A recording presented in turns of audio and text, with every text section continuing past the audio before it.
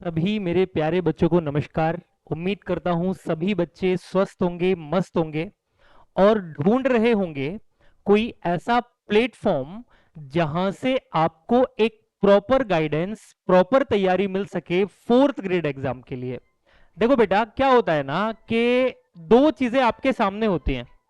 एक तो बच्चा वैकेंसी का वेट करता है कि कब वैकेंसी आएगी, और दूसरा वैकेंसी आने के बाद पढ़ने वाले विद्यार्थी जो सीरियस है अपनी पढ़ाई को लेके, वो ढूंढते हैं कोई ऐसा प्लेटफॉर्म जहां पे उनको एक प्रॉपर गाइडेंस मिल सके, पूरा कोर्स मिल सके, सिलेबस के हिसाब से पढ़ाया जा सके और कुछ ऐसा पढ़ाया जाए जो एग्जाम में भी कम से कम देखने को मिले। नहीं तो पढ़ने से क्या मतलब रह जाता है। तो सर, हम एक नया बैच आप लोगों के लिए लेकर के आए हैं फोर्थ ग्रेड के लिए। कल जिसका अनाउंसमेंट शिवानी मैम ने कर दिया था कि 15 अप्रैल से आपकी क्लासेज स्टार्ट हो जाएंगी, तो कल सेमिनार था। आज हम जानेंगे मैथ्स के सेमिनार में किस तरीके से सिलेबस पढ़ना है, सिलेबस कैसा है, सिलेबस आपको क्या बताने की कोशिश करता है, कैसे सवाल पूछे जाएंगे। देखो भाई, अगर कोई आपसे ये वादा कर रहा है कि हम आपको बता सकते हैं कि फोर्थ ग्रेड में कैसे सवाल आएंगे, तो बिल्कुल झूठ है। इन वादों पे जाने की जरूरत नहीं है। क्यों? मैं आपको एक पुख्ता रीजन बताता हूं। आप मुझसे अगर ये पूछो कि पटवार के एग्जाम में किस तरीके से क्वेश्चन पूछे जाएंगे, तो मैं आपको बता सकता हूं प्रीवियस ईयर क्वेश्चंस देख के कि इस तरीके से सवाल पूछा जाएगा। अब भैया तुम कैसे पता लगाओगे, और तुमने किस तरीके से पता लगाया कि कैसे सवाल पूछे जाते हैं? तो ये बहुत सारी ऐसी बातें हैं जो मार्केट में चल रही हैं। हमें इन सब चीजों में नहीं पड़ना। हमें केवल करनी है प्यारे बच्चों अपनी तैयारी, और अपनी तैयारी को देना है एक नया आयाम जिसको हम सिलेक्शन सफलता के नाम से जानते हैं। क्योंकि हमसे कोई नहीं पूछेगा कि तुमने कैसे तैयारी की, कितनी रातें आप जगे, कितने बजे सोते थे, खाना मिला था कि नहीं मिला था, प्यास जब लगी थी तो समय पे पानी पी लिया था ना बेटा। कोई नहीं पूछेगा। सब लोग आपसे केवल एक ही चीज पूछ रहे होंगे कि सिलेक्शन हुआ क्या। आखिरी की जो लिस्ट बनी उसमें आपका नाम है, आपकी रैंक कितनी है और आपका सिलेक्शन किस पोस्ट पर हुआ है। बाकी आपसे कुछ नहीं पूछा जाएगा। अगर मैं आपके सिलेबस की बात करूं, वैसे तो सिलेबस को देख के जब रिन्यू किया गया था और बताया गया था कि गणित के सवालों की संख्या कम कर दी जा रही है, इसके लिए भी मैंने आपको एक वीडियो बना के दे रखा है, आप जरूर देखिएगा कि अगर आपने वो चीज नहीं देखी है तो बेटा एचसीएफ और एलसीएम पहला टॉपिक है, और इसमें औसत है, लाभ हानि है, प्रतिशत है, साधारण ब्याज है, चक्रवृद्धि ब्याज है, अनुपात समानुपात है, साझेदारी, समय और कार्य, समय, चाल, दूरी, चित्रों के माध्यम से डेटा का प्रतिनिधित्व करना। लेकिन आप एक बात बताइए, अर्थमेटिक तक तो ठीक था, एडवांस मैथमेटिक्स नहीं आएगी, ये आप लोगों के लिए खुशखबरी है। वो बच्चे जो मेरे भाई मेरी बहन आर्ट्स बैकग्राउंड से आते हैं, कॉमर्स बैकग्राउंड से आते हैं, बायो बैकग्राउंड से आते हैं, एडवांस मैथ में अक्सर उनको दिक्कत आती है sine theta, cos theta, x square, y square क्या होते हैं। तो आपके एग्जाम में भैया mensuration, algebra, trigonometry, advance math का कोई भी पोर्शन नहीं पूछा जा रहा होगा। चलिए, अब यार जिस तरीके से सिलेबस दे रखा है उसी तरीके से तैयारी शुरू कर देते हैं। क्यों मैं आपको भटकाऊं और आपसे कहूं नहीं पहले समय और कार्य पढ़ेंगे क्योंकि ये सरल है, आपको इफेक्टिव लगेगा, आसान लगेगा? नहीं, हम हर चीज को आसान बनाएंगे। एक टॉपिक को जितने तरीके से मैं आपको समझा सकता हूं उतने तरीके से समझाने की पूरी पूरी कोशिश करूंगा। आज की क्लास में आपको पता चलेगा कि किसी भी टॉपिक को पढ़ने से पहले हमें पता होना चाहिए कि वो टॉपिक हमसे क्या क्या डिमांड करता है। सबसे पहला टॉपिक प्यारे बच्चों स्टार्ट करते हैं, एलसीएम और एचसीएफ। सिलेबस का सबसे पहला टॉपिक बड़ा मजेदार टॉपिक है, एचसीएफ एलसीएम। बहुत सारी चीजें आपको बच्चे सीखने को यहां से मिल रही होंगी, और डेली क्लास होगी, डेली क्लास होगी, डेली कंटेंट पढ़ने को मिलेगा, आपको करने के लिए मिलेगा। एक भी दिन मिस मत करना, क्योंकि ये जो आपका समय चल रहा है और आगे जो डेट एग्जाम की है वो आपको निर्धारित करेगी, ये समय आपको निर्धारित करेगा कि आपने कितनी बेहतर तैयारी की है। किसी भी टॉपिक को शुरू करने से पहले मेरा ये दायित्व तो बनता है कि मैं आपसे ये पूछूं कि बेटा क्या आप इन दोनों के बारे में जानते हैं। मैं ये नहीं पूछ रहा क्या आप जानते हैं इसको हाईएस्ट कॉमन फैक्टर बोलते हैं, हिंदी में इसको बोला जाता है महत्तम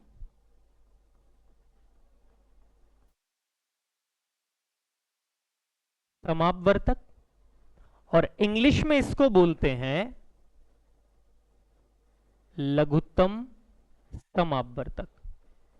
अब देखो सर, मेरी क्लास में हमारे प्लेटफॉर्म पे आपको क्या मिलेगा। आपने देखा होगा कि टीचर्स एचसीएफ और एलसीएम को एक साथ पढ़ाते हैं। बच्चा कंफ्यूज होता है, क्या ये दोनों टॉपिक सेम है, क्या ये दोनों टॉपिक अलग अलग हैं और इनसे अलग अलग सवाल पूछे जाते हैं। जी हाँ बिल्कुल, ये दोनों टॉपिक अलग अलग हैं और दोनों से अलग अलग सवाल पूछे जाते हैं। आपको दोनों की इंडिविजुअल समझ होनी चाहिए। एचसीएफ का सवाल अलग तरीके से बनता है, करने के तरीके अलग होते हैं। एलसीएम का सवाल अलग तरीके से बनता है, करने के तरीके अलग होते हैं। दोनों को मिक्स करके पढ़ाऊंगा। पेपर में अगर इंडिविजुअल सवाल पूछ लिया गया तो धरे के धरे रह जाओगे, एक भी सवाल नहीं होगा। तो सबसे पहले तो ये जानिए कि इन दोनों में डिफरेंस क्या होता है। हम क्यों कहते हैं कि ये महत्तम है, मतलब बड़े से बड़ा है। हम क्यों कहते हैं ये लघुत्तम है, छोटे से छोटा है। कोई तो रीजन होगा इसको बड़ा, कोई तो रीजन होगा इसको छोटा कहने का। रीजन समझो बेटा। मैंने एक एग्जाम्पल लिखा, मुझे एक बात बताइए, मैं आपसे कह रहा हूं कि 25 का और 35 का, इन दोनों का हाईएस्ट कॉमन फैक्टर कितना होगा, एचसीएफ कितना होगा। तो पहले तो अंतर समझते हैं, फिर देखेंगे कि इनको छोटा बड़ा क्यों कहा जाता है, दोनों में क्या अंतर है। सेम सवाल मेरे प्यारों मैंने लिख दिया, 25 का और 35 का एलसीएम कितना होगा। दोनों सवाल सेम है, एक एचसीएफ का क्वेश्चन है, एक एलसीएम का क्वेश्चन है। मेरी भाषा पर ध्यान देना, मैं क्या बोल रहा हूं। मैं ये कह रहा हूं यहां हम एक ऐसा नंबर ढूंढते हैं जो आपके दोनों नंबरों को पूरा पूरा काट दे। ऐसा नंबर बताओ जो 25 को भी काट दे, ऐसा नंबर बताओ जो 35 को भी काट दे। तो आपने कहा केवल ऐसा नंबर 5 है, जिसके पहाड़े में 25 और जिसके पहाड़े में 35 आता है, ये दोनों कट जाएंगे। तो इन दोनों का एचसीएफ कितना होगा, 5 होगा। एलसीएम जब पूछा जाता है तो हमें पता होना चाहिए कि वो हमसे क्या पूछ रहा है। यहां हम एक ऐसा नंबर ढूंढते हैं जो दोनों नंबर जो हमें दिए हुए हैं उनसे पूरा पूरा कट जाए। कोई ऐसा नंबर बताओ जो 25 से भी कट जाए और 35 से भी कट जाए, दोनों के डिविजिबिलिटी रूल में आ रहा हो। तो आपने कहा भैया 175। जितना मुझे ध्यान में आ रहा है 175 ऐसा नंबर है। 25 पंजे 175 5 बार कटता है और 35 दूनी 70, 140, 175 पूरा पूरा कट जाता है। 175 कटता है कि नहीं कटता। तो यहां पे हमने कौन सा नंबर ढूंढा, एक ऐसा नंबर जो दोनों को काट, जो दोनों से कट जाए। और यहां पे हमने एक ऐसा नंबर ढूंढा जो दोनों को काट दे। ये 25 इससे भी कट रहा है और 35 इसको भी काट रहा है, दोनों को काट रहा है कि नहीं काट रहा, तो अपन निकाल लेंगे। अब सर आपको अगर ये समझ है बेसिक सी, तो जब आप करने के तरीके भी भूल जाते हैं तो आपको ध्यान रहता है कि यहां पे तो ऐसा नंबर ढूंढते हैं जो दोनों को काट दे, और यहां पे ऐसा नंबर ढूंढते हैं जो दोनों से कट जाए। दोनों में जमीन आसमान का अंतर होगा। आई मेरी बात समझ में। अब एचसीएफ निकालने के, एलसीएम निकालने के तरीके अलग अलग होते हैं। मैं आपको बस एक एग्जांपल दे रहा हूं। जैसे मैंने आपसे कहा कि एक नंबर 15 है और एक नंबर 25 है, इन दोनों का बेटा मुझे एचसीएफ बताइए। तो मैंने क्या पूछा होगा, मैंने पूछा होगा ऐसा नंबर बताओ जो 15 और 25 दोनों को काट दे, तो आप कहेंगे 5 एक ऐसा नंबर है जो दोनों को काट देता है। लेकिन अगर मैं इसी सवाल को यहां पूछ लूं आपसे, बताइए बेटा एक नंबर 15 है, एक नंबर 25 है, इन दोनों से कौन सा नंबर कट जाएगा? जो दोनों से कटेगा वो एलसीएम होगा। तो आप कहेंगे 15 पंजे 75, 25 तिया 75, दोनों के पहाड़े में कितना आता है? 75। तो हमारा आंसर कितना आ गया? 75। तो अगर इन दोनों के डिफरेंस की बात की जाए, इन दोनों के अंतर की बात की जाए, तो एक संख्या में ढूंढते हैं जो दोनों से कट जाए, दोनों को काट दे, और यहां ढूंढते हैं जो दोनों से कट जाए। इतनी बात आपको समझ आती है क्या? मैं वेट कर रहा हूं आपके कमेंट का, एक बार कमेंट करके जल्दी से बता दीजिए, क्या मेरी इतनी बात आप लोगों को पल्ले पड़ गई कि दोनों में बेसिक सा डिफरेंस जो होता है वो क्या होता है? क्या बेटा? आगे चलते हैं। अब मैंने आपसे क्या कहा था? मैंने आपसे कहा था कि मैं आपको बताऊंगा इन दोनों का छोटा बड़ा नाम किसने रखा। इन दोनों का जिसने भी नाम रखा होगा, छोटा बड़ा तो ठीक है, मजाक की बात होती है, एक को कहा जाता है HCF, महत्तम समापवर्तक। क्या मैंने गलत लिख दिया? सही लिखा है। एक को कहा जाता है LCM, जिसको कहते हैं लघुत्तम। अब आप मुझे एक बात बताओ, मेरी हिंदी आप लोगों से ज्यादा बेहतर है। महत्तम का मतलब बड़ा होता है ना, और लघुत्तम का मतलब छोटा होता है ना। अब मैं आपसे एग्जाम्पल लेता हूं। मैंने आपसे कहा कि एक नंबर मेरे पास 15 है और एक नंबर मेरे पास 25 है। इन दोनों का मुझे HCF निकाल के बताइए, HCF कितना होगा? या ये एग्जाम्पल तो मैंने ले लिया था ना, तो मैं चलो एक एग्जाम्पल दूसरा ले लेता हूं, 10 और 20। आपको भी लगेगा क्या सर एक ही एग्जाम बार बार ले रहे हैं, 10 और 20। और यहां पे सेम मैंने यही एग्जाम्पल लिख दिया आपको समझाने के लिए। एक ही एग्जाम से, एक ही एग्जाम्पल से तो अंतर निकाल पाओगे भाई। LCM क्या होगा? तो देखिए सर, यहां पे ऐसा नंबर ढूंढा जाता है जो दोनों को काट दे। अब 10 और 20 से ये 2 से भी कट रहे हैं दोनों, ये दोनों 5 से भी कट जाएंगे, ये दोनों 10 से भी कट जाएंगे। तो भैया 10 और 20 तो 2 से भी कट रहा है, 5 से भी कट रहा है, 10 से भी कट रहा है। बताओ तीन तीन नंबरों से कट रहा है कि नहीं कट रहा? अब एक सवाल के 3 HCF तो नहीं हो सकते, HCF तो इन तीनों में से कोई एक ही होगा। अब आपको जाना पड़ेगा इसका नाम क्या है। इसका नाम है हाईएस्ट, बड़े से बड़ा। 10 और 20 जितने भी नंबरों से कट रहा होगा, उनमें सबसे बड़ा कौन सा है? तो उनमें सबसे बड़ा हमारा क्या आ जाएगा? 10। तो HCF कितना होगा? 10। तो ये जो बड़े से बड़ा है ना, उसकी कहानी होती है ये। अब तक कंफ्यूज थे हम कि भैया HCF को बड़ा और LCM को छोटा क्यों कहा जाता है। तो जिन नंबरों से ये कट रहे हैं बेटा, उनमें सबसे बड़ा कौन सा है? 10 सबसे बड़ा है। आई बात समझ में? अब आगे देखो, 10 और 20 की बात करूं तो LCM में आप ऐसा नंबर ढूंढते हैं जो दोनों से कट जाए। तो भैया 10 और 20 से तो 20 कट रहा है, दोनों से कट रहा है। 10 और 20 से तो 40 भी कट रहा है, 10 और 20 से तो 50 भी कट रहा है, 60 भी कट रहा है, 80 भी कट रहा है, और अनंत दुनिया भर के नंबर कटेंगे। अब यार 10 और 20 से अगर इतने सारे नंबर कट रहे हैं, तो इनमें नाम नाम पे जाइए, लघु सबसे छोटा कौन सा होगा? तो इन दोनों में सबसे छोटा कौन सा होगा? 20 होगा। तो आपने कहा LCM कितना आ जाएगा? 20। इसलिए जितने नंबर इन सबसे कटते हैं, उनमें सबसे छोटा कौन सा है, उसको हम LCM लघुत्तम समापवर्तक कहते हैं। तो अब आप मुझे बताइए, क्या मैंने आपको समझा दिया कि दोनों में से कौन सा को महत्तम क्यों कहा जाता है, बड़े से बड़ा, लघुत्तम क्यों कहा जाता है, छोटे से छोटा नंबर होगा? जल्दी से बता दो। मैं एक गिलास पानी पी लेता हूं, मुझे लग रही है प्यास, बहुत देर से बोल रहा हूं, तुम चुपचाप बैठे हो।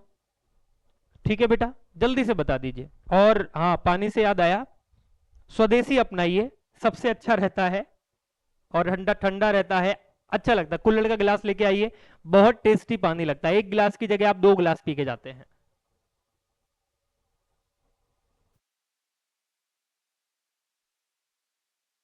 चलो बेटा, अब आगे चलता हूं तरीकों पे। फैक्टर, मेथड, गुणनखंड विधि, क्या बोलते हैं इसको? इसको बोलते हैं मेरे बच्चे, मेरे लाल, मेरे पीलो, गुणनखंड विधि। देखो, भरोसा कर लो बस। और ये भरोसा इतनी अच्छी चीज है ना कि अगर इस मास्टर पे तुमने कर लिया तो पेपर कोई भी देने जाना, कॉन्सेप्ट में तुम्हें फंसने नहीं दूंगा। अभी तक तो टॉपिक शुरू नहीं किया और शुरू करने से पहले 2-3 बारीक बारीक चीजें सिखा दी, ताकि पता चल जाए कि हम जो पढ़ने जा रहे हैं वो है क्या बबाल। अरे हाँ या ना? चलिए आगे बढ़ते हैं। अब देखो साहब, अगर आपको कभी भी एचसीएफ निकालना है, मैंने आपको पहले ही बता दिया था, छुपाने वाली कोई बात नहीं है कि भैया ये दोनों मेरे बच्चों अलग अलग टॉपिक होते हैं। तो इन दोनों को एक साथ कैसे पढ़ा जा सकता है भाई, जब दोनों से अलग अलग सवाल बनते हैं? तो या तो पहले एचसीएफ पढ़ो या पहले एलसीएम पढ़ो। दोनों को मिक्स करके क्यों कंफ्यूज हो रहे हो? अब तक आप अलग अलग पढ़ना पड़ेगा दोनों को। पहले हम पढ़ते हैं हाईएस्ट कॉमन फैक्टर एचसीएफ निकालने का तरीका, और सबसे पहली विधि जिसको कहा जाता है गुणनखंड विधि द्वारा एचसीएफ ज्ञात करना। अब देखना मेरे बच्चों, ये गुणनखंड विधि क्या है। सबसे पहला एग्जाम्पल मैंने लिया, जो मैं बार बार लिख रहा हूं, 15 और 25, मेरा सबसे पसंदीदा सवाल। इन दोनों का हमको एचसीएफ पता करना था, कितना होगा। अब मैंने आपसे कहा कि किस विधि से निकालो?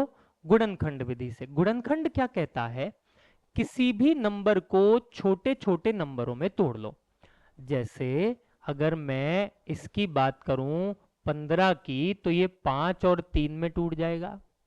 अगर मैं 25 की बात करूं तो ये 5 और 5 में टूट जाएगा, ऐसे ही टूटेगा। इसको कहते हैं गुणनखंड विधि। अब क्या करना है? अब क्या करना है, एच का मतलब बड़े से बड़ा नंबर, सी का मतलब कॉमन, और कोई फैक्टर कॉमन हो वो कॉमन निकाल लो। आपने कहा कि 5 और 3 में 5, 5 और 5 में दोनों में से कोई भी एक 5, इसमें भी 5 शामिल है, इसमें भी 5 शामिल है, तो कॉमन कितना निकाल लिया? 5। तो आपका एचसीएफ 5 हो जाएगा। 3 और 5 में कुछ कॉमन ही नहीं है, तो क्या कॉमन निकालेंगे? जो कॉमन आ रहा है वो कॉमन निकालिए, वही आपका एचसीएफ होगा। एक और एग्जांपल दिखाता हूं आपको। मैंने लिखा बेटा 10 और मैंने लिखा बेटा 20। अब तुम टुकड़े करने बैठे, तुमने कहा कि गुरुदेव ये तो 2 गुणा 5 होता है, और गुरुजी ये 2 गुणा में 2 गुणा में 5 होता है। और अगर मुझे पता करना है इन दोनों का हाईएस्ट कॉमन फैक्टर एचसीएफ कितना होगा, तो एक बात बताओ, इसमें भी 2 है, इसमें भी 2 है, तो 1 2 कॉमन आ गया, वेरी गुड। इसमें भी 5 है, इसमें भी 5 है, तो 1 5 और कॉमन आ गया। अब बेचारा यहां पे अकेला 2 बच गया, इसका किसी के साथ लेना देना हो ही नहीं रहा, तो आप कहेंगे एचसीएफ बनेगा कितना? आपका 10 एचसीएफ बन जाएगा। कॉमन लीजिए, जो नंबर कॉमन हो वो आपका एचसीएफ होगा। अब देखो मेरे एग्जाम्पल और करने के तरीके क्या सटासट आते हैं। मैंने एग्जाम्पल लिखा 12x 16y, इन दोनों का एचसीएफ बताइए कितना होगा। बच्चों मेरे तरीके यूं ही नहीं है, नंबर वंबर सब पे काम करते हैं। 2 गुणा में 2 गुणा में 3 गुणा में x, 4 तिया 12 x हो जाएगा। 16 की अगर बात करूं, 2 गुणा में 2 गुणा में 2 गुणा में 2 गुणा में y, 2 दूनी 4, 4 दूनी 8, 8 दूनी 16, होगा कि नहीं होगा? जो कॉमन है भैया 1 2 इसमें, 1 2 इसमें, 2 कॉमन आ गया, गुणा 1 2 इसमें 1 2 इसमें 2 कॉमन आ गया। अब आपने कहा 3x बचा, 2 2 y बचा, कोई नंबर कॉमन नहीं है, ना x है ना y है ना 2 है ना 3 है, तो आप कहेंगे इनका जो HCF होगा वो कितना हो जाएगा, 4 हो जाएगा। एक और एग्जाम्पल देखते हैं ताकि आपकी चीजें क्लियर हो जाए। मैंने लिखा बेटा यहां पे नंबर 6x स्क्वायर y,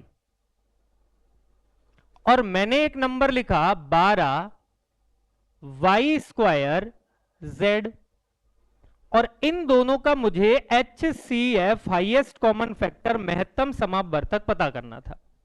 तुमने कहा सर आप कह रहे हो और हम पता ना करें, ये तो कभी हो नहीं सकता। आपने हमको सिखाया है छोटे छोटे नंबरों में तोड़ लीजिए, 2 गुणा 3 x गुणा x गुणा में y, इसको तोड़ लिया, 2 दूनी 4 तिया 12 गुणा में y और गुणा में z, तोड़ सकते हैं। अब केवल वो चीज बाहर निकालनी है जो कॉमन होगी। आपने कहा 2 इसमें भी है 2 इसमें भी है, कॉमन आ गया। आपने कहा 3 इसमें भी है 3 इसमें भी है, कॉमन आ गया। आपने कहा 1 y इसमें है 1 y इसमें है, कॉमन आ गया। अब यहां बच गए x और यहां बच गया 2z, कोई कॉमन नहीं आ रहा, तो इन दोनों का जो HCF होगा वो कितना हो जाएगा, 6y हो जाएगा। अब इतने सारे एग्जाम्पल से एक चीज तो क्लियर हो गई, अगर कहीं हमको ऐसे नंबर मिल गए जिनका HCF निकालना रहा तो चुटकियों में हम HCF निकाल लेंगे। तो पहला मेथड ध्यान रखना, पहला मेथड मैंने आपको बताया है फैक्टर मेथड, गुणनखंड विधि द्वारा HCF निकालना। अब आगे चलते हैं। आगे से पहले यहीं पे आप कुछ छोटी छोटी सी चीजें देख लो, ये ग्रीन कलर में चेंज कर देता हूं, थोड़ा सा डिफरेंट होगा, मजा आएगा पढ़ने में। देखो बेटा यहां देखना, अब आप पहली विधि कौन सी विधि, गुणनखंड विधि। दूसरी विधि होती है जिसको हम बोलते हैं लॉन्ग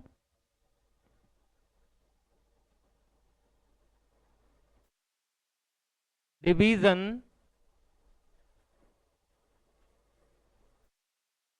मेथड। इसको बोला जाता है बेटा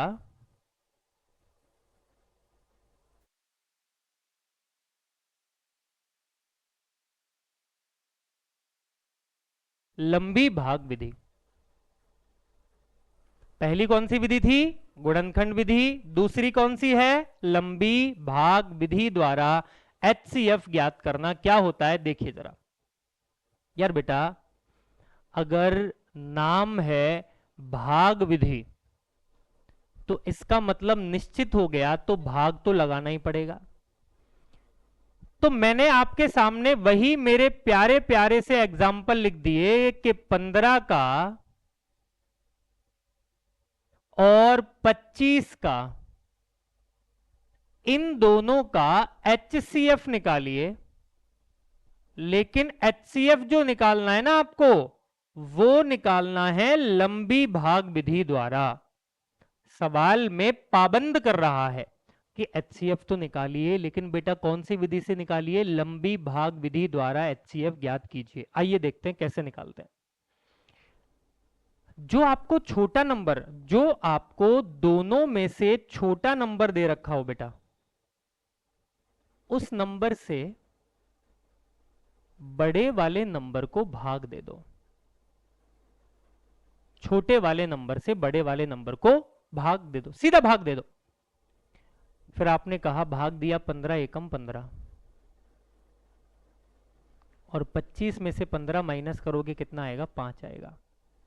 सही लिखा है ना, अबे सही नहीं लिखा बे, 10 आएगा। हर चीज में हाँ करने लग जाते हो क्या यार। आपको जब तक भाग विधि लगानी है, जब तक आपका शेषफल 0 0 ना आ जाए, 10 से फिर दोबारा भाग देना है ऊपर वाले नंबर में 15 में, समझ लेना आराम से। तो आपने कहा 10 एकम 10, और भैया माइनस करेंगे तो 5 बचेगा। अब भी 0 नहीं आया, फिर से भाग लगाइए 5 का ऊपर वाले नंबर में, ऊपर वाला नंबर 10 है, तो आपने कहा 5 एकम 5, यही आएगा? नहीं, 5 दूनी बेटा 10। अब की बार तो हमने शेषफल कितना बचा लिया? 0। संख्याएं कितनी भी बड़ी, टेढ़ी, कैसी भी दे रखी हो, 3 बार में आपका शेषफल 0 निकल के आ ही जाएगा। अब जो ये आखिरी वाला नंबर होता है ना, वो नंबर जिसने शेषफल 0 बचाया है, गणित की भाषा में इसको कहा जाता है अंतिम भाजक। क्या कहा जाता है? अंतिम भाजक। ऐसा भाजक जो शेषफल 0 बचाता है। और इसी को ही हमारा टॉपिक क्या समझता है? HCF। वो डिवाइजर, वो भाजक जिसने शेषफल 0 बचाया, उसी को हम क्या कहते हैं? हाईएस्ट कॉमन फैक्टर कहा जाता है। मेरी बात आप लोग समझ पाए?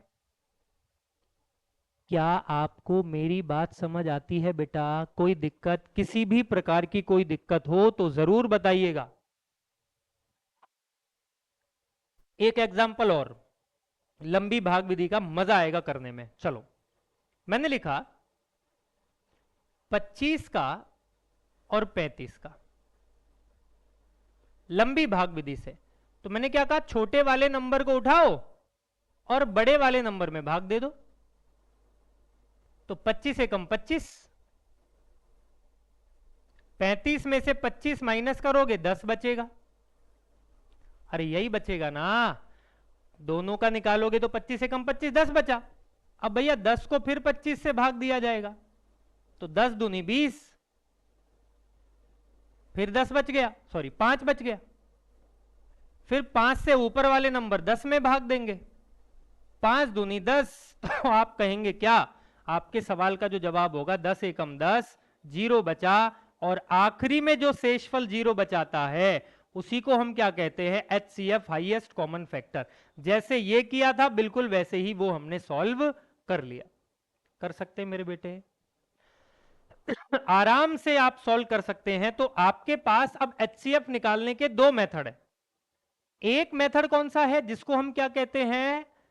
फैक्टर विधि, गुणनखंड विधि। और दूसरा मेथड है जिसको हम क्या कहते हैं? लंबी भाग विधि। अब मेरी बात ध्यान से सुनना। फैक्टर मेथड जो है ये कब अप्लाई करके आना पेपर में? जब आपको कैसे नंबर दे रखे हो मेरे बच्चे? छोटे छोटे नंबर जिनके आप प्रेम से टुकड़े कर सकते हैं, जिनके आप प्रेम से टुकड़े कर सकते हैं। दूसरी बात, लंबी भाग विधि क्या कहती है कि भैया यहां तो आपको छोटे नंबर से बड़े नंबर को भाग देना पड़ेगा। यही कहती है ना, छोटे नंबर से बड़े नंबर को भाग देना पड़ेगा। और भाग तो केवल 2 नंबरों के बीच में दिया जाता है। भाग तो केवल 2 नंबरों के बीच में दिया जाता है। अगर भाग केवल 2 नंबरों के बीच में दिया जाता है तो बेटा एक बात बताइए, अगर मैं आपसे कहूं 20, अगर मैं आपसे क्या कहूं 20, 30 और 75, इन तीनों का HCF कितना होगा? तो ये तो हमारी लंबी भाग विधि फेल हो गई, क्योंकि भाग तो 2 संख्याओं का निकलता है। ये तरीका तो बाध्य करता है हमें केवल और केवल 2 नंबरों का HCF निकालने का। लेकिन अगर 3 नंबरों का HCF पूछ लिया, 4 का पूछ लिया, 5 का पूछ लिया, तो क्या करेंगे? नहीं कर पाएंगे। जितना भी मैंने आपको पढ़ाया है रिदम से, स्टेप बाय स्टेप, सीढ़ी दर सीढ़ी, ये सारा ज्ञान किताबी ज्ञान था। क्या बोला मैंने? सारा ज्ञान किताबी ज्ञान था। अब आपको ऐसी चीजें सीखने की जरूरत है।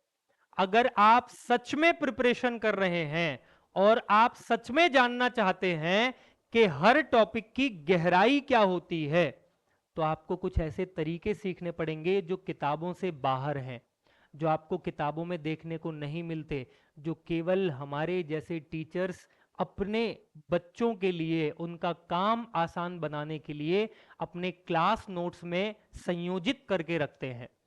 अब मैं आपको एक ऐसा तरीका बताऊंगा जिससे बेटा ना तो फैक्टर मेथड लगेगा, ना आपको लंबी भाग विधि रटनी पड़ेगी, ना आपको गुणनखंड विधि रटनी पड़ेगी, और आप डायरेक्ट कितनी भी कठिन नंबर हो, कितना भी बड़ा नंबर हो, आप डायरेक्ट क्या निकाल लेंगे, उसका एचसीएफ और एलसीएम निकाल लेंगे। लेकिन इसके लिए आपको इंतजार करना होगा। जैसे अगर मैं आपसे कहूं कि चलो मेरे प्यारो एचसीएफ बताइए, पूछ रहा है सवाल में एचसीएफ कितना होगा, और अगर आप बेटा गुणनखंड करने गए तो 216 को तोड़ना, 423 को तोड़ना, 1215 को तोड़ना, 1422 को तोड़ना, पेपर में तोड़ना, घर पे तो चलो तोड़ भी ले, लेकिन पेपर में तोड़ना तो काफी मुश्किल काम हो जाता है ना। और अगर काफी मुश्किल काम हो जाता है पेपर में, तो यकीनन आपको मेरे तरीके की जरूरत पड़ेगी। तो कल की क्लास में मैं आपको ये बताऊंगा कि अगर आप सारे तरीके भूल जाते हैं एचसीएफ निकालने के, मेरा तरीका याद रखते हैं, तो रामबाण तरीका है, हर सवाल को छेद देगा, सभी सवाल के उत्तर निकाल के देगा, वो भी समय सीमा के अंदर। तो आज की क्लास सेमिनार के रूप में जो अपन ने समाप्त की, जिसमें बहुत सारी छोटी छोटी चीजें मैंने बताई, और यह भी बताया मैंने आपको कि मेरा पढ़ाने का तरीका क्या होता है, कि किस तरीके से मैं आपको पढ़ाता हूं, और हर टॉपिक के तह तक जाइए, उस टॉपिक को पूरा समझने की कोशिश करिए। सवाल तो अपने आप होंगे, सवाल इजीली होंगे, अपने आप होंगे, कुछ भी सवाल में करने की आपको जरूरत नहीं पड़ेगी। आराम से आप क्वेश्चन को सॉल्व कर सकते हैं। तो पूरी उम्मीद करता हूं आपको क्लास अच्छी लगी होगी, और अगर क्लास अच्छी लगी है तो कमेंट में एक बार जो आपको अच्छा कमेंट लगे दे दीजिएगा। कल की क्लास का इंतजार आपको करना पड़ेगा, क्योंकि मैंने आपको ऐसे तरीके पे ले जाके छोड़ दिया जिसको देखने के लिए आप कल जरूर आएंगे। और आप आइए, देखिए कि क्या क्या तरीके होते हैं पढ़ने के, क्या क्या चीजें होती हैं याद करने की। हम सवालों को पढ़ के भूल जाते हैं, गणित से डर लगता है भाई, इसलिए भूल जाते हैं। नहीं, गणित से डरने की जरूरत नहीं है, बड़ी प्यारी चीज है, मोहब्बत करने वाली चीज है, समझने वाली चीज है, समझिए, प्यार करिए इससे, ये आपकी काम को पूरा आसान बना देगी बेटा। आज की क्लास के लिए मैं इतना ही रखता हूँ। बहुत बहुत धन्यवाद मेरे साथ जुड़ने के लिए, मेरी बात सुनने के लिए, हमारे प्लेटफॉर्म पर भरोसा करने के लिए। जय हिंद साथियों, पढ़ते रहिए, मस्त रहिए, खुश रहिए।